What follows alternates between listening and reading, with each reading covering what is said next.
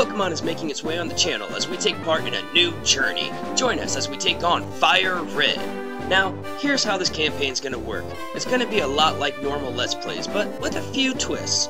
I have to battle every trainer.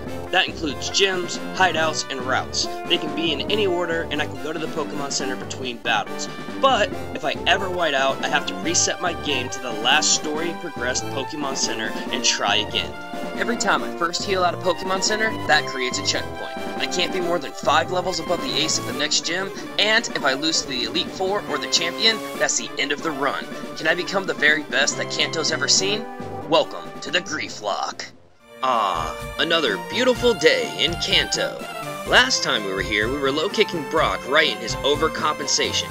Fighting through his tears, he emptied his pockets and finally gave me the respect I deserve. Now that we have the Boulder badge, it's time to head to Cerulean to face our next challenge, Misty and her Pulsing Starfish. But before we can take her on, we need to get to Mount Moon. We set off and are immediately stopped by one of Oak's aides. Apparently, Mom thought no candy XP grinding was time-consuming and thought these shoes could help speed things up. She means well, but she's never played an emulator.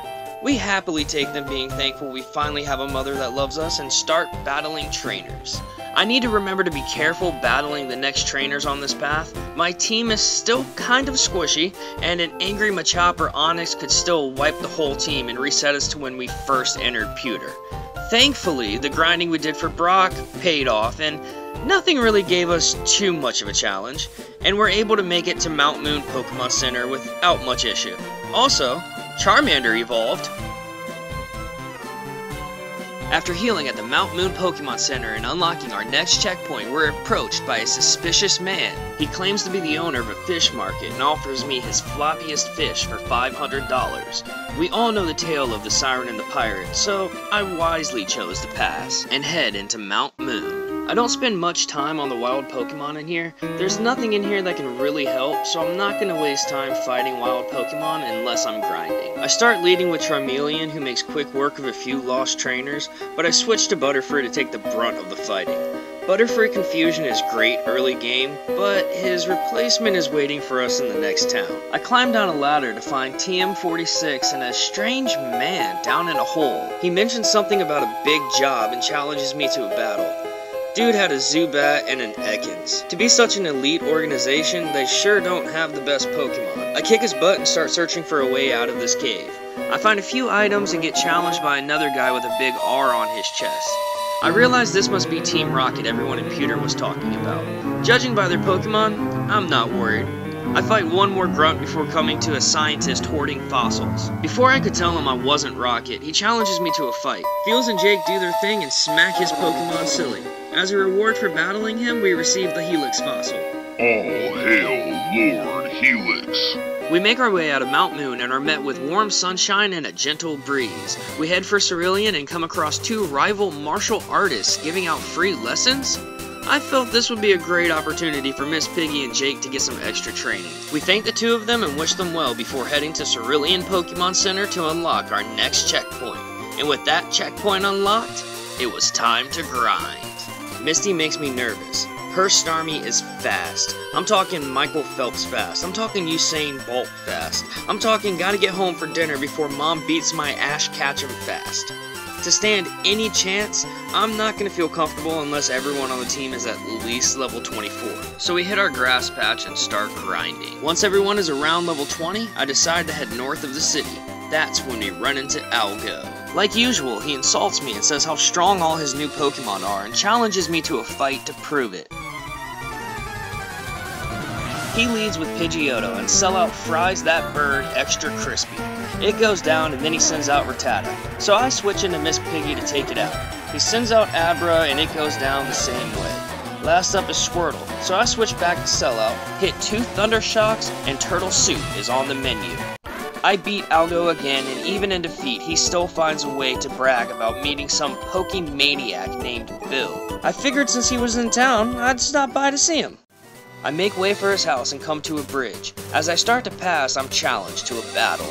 Apparently, this town has a competition on this bridge, and if I beat all the trainers, I get a prize. Sounds easy enough. I cut through the trainers and go to receive my prize. The event organizer hands me a shiny gold nugget worth thousands of dollars.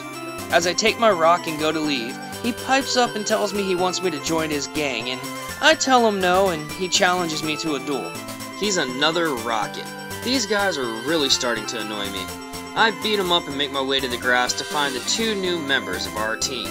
Say hello to Stinky the Oddish and Sid, the teleporting Abra. Bye-bye, Butterfree. With those additions, it was time to go see Bill. We make our way through the trainers with relative ease, making sure to switch XP grind and heal along the way, and finally make it to Bill's. I walk in expecting to meet a genius and am greeted with a talking Clefairy. That's Bill? Sort of.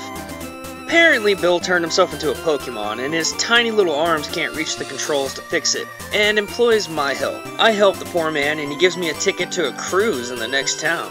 After all this hard work, a vacation sounds wonderful. But there was one thing standing between me sipping Mai Tais on a secluded beach somewhere, and her name is Misty. To beat her, I would need to push this ragtag bunch of Pokemon misfits to the next level. It was time to grind. Sid evolved into Kadabra, and with the help of a kind gentleman, Stinky got stinkier. With the team all at least level 24, it was time to face Misty. With Starmie being level 21, I knew it could still outspeed most of my team. Mixed with a strong stab move with Confused Cheese, and you're in for a bad time if you're not ready. I just hope my Pikachu is faster. I lead with Stinky to absorb Starmie's entire existence. Then, the big boy comes out. I switch to Sid to throw up a Reflect before he goes down and switch into Sellout. We're quicker and deliver a Thunder Shock before getting hit with a Water Pulse for half health. We hold on and deliver the finishing blow. Misty is defeated, and for the first time in this series, I think I may have a chance. And with that, Misty hands us TM3, $2,100, and the Cascade Badge. Next stop, Vermilion.